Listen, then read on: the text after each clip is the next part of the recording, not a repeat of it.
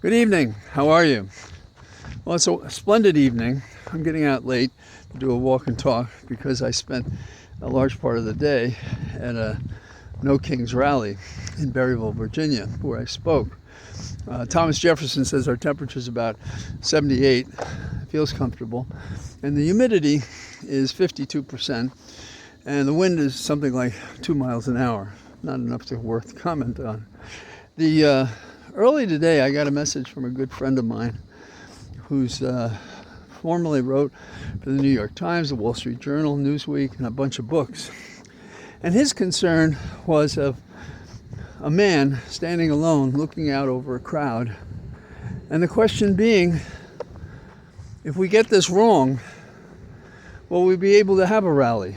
Is this our last rally if we don't do it right? And I think it's a fair point, because leading from that would be, if they could stop rallies, they could interfere with voting, they could extend the autocratic passage that they seek to embrace until there's a complete dictatorship. Now, having said that, as I stood at the rostrum addressing the crowd was twice as large as the last one that I spoke to weeks ago. And I spoke about how I was honored to be part of this group, although I don't live that far from, Holly and I don't live that far from where this was.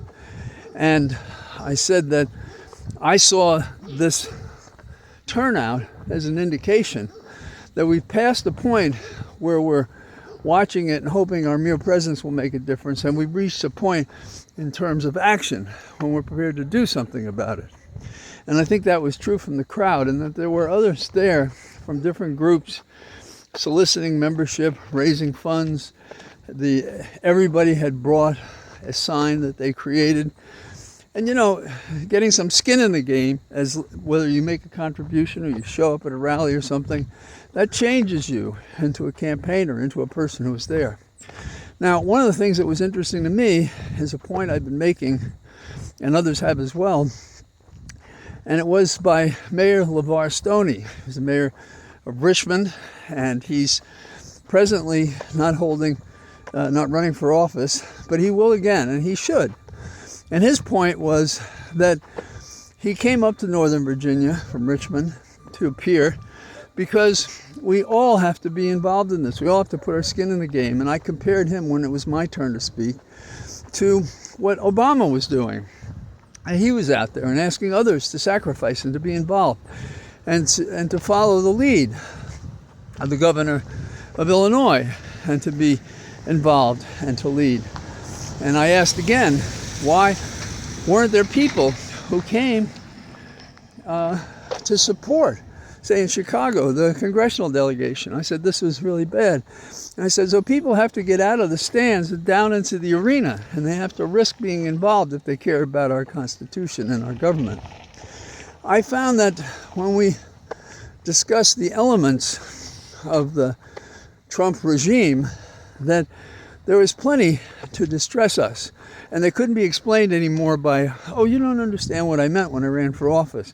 Now we understand quite clearly what he meant. And what he meant was all bad and all powerful for him, and shifting the funds to the wealthy and compromising the ability of middle-class people and poorer people and people who are fragile and compromised to survive, to be sort of like wage or slavery slaves if they were lucky, and to restrict what they'd be paid, and to increase the number of unemployed, and to basically bring mercenaries and to occupy cities and so forth. Well, there was a lot of circulation. There were speeches, of course. There was music, of course.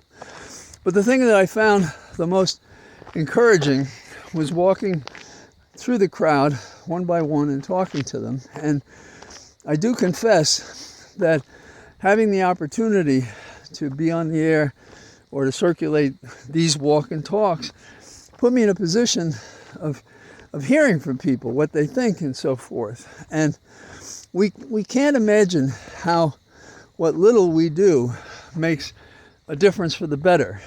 And when I was saying, let's have public figures, elected officials out there. I'm talking about platforms that extend and reach. I believe, having said all of this, that we've entered another gear, if you will, in the campaign to rid ourselves of Trump and the rest of his ill and illegal and woefully unconcerned regime. And this means that it's not just the courts anymore. It is the people, and the pain is coming through as a result of tariffs and trying to subjugate neighborhoods and defaming us, and we can't have that anymore. And one of my favorite expressions is from the Irish, and it is that the Irish curse is that the Irish dream things that history has never seen. But you see, because the Irish believe in it and others believe in things happen that seem impossible to others because they do occur, because attitude matters, resolution matters, and the truth matters. You know, Adams said the facts are stubborn things. It's true. But the point is, relevant actions which are true that allow us to judge the character and performance of another is a thing that gives us power. When we get it out there and we fight for it, we have a chance.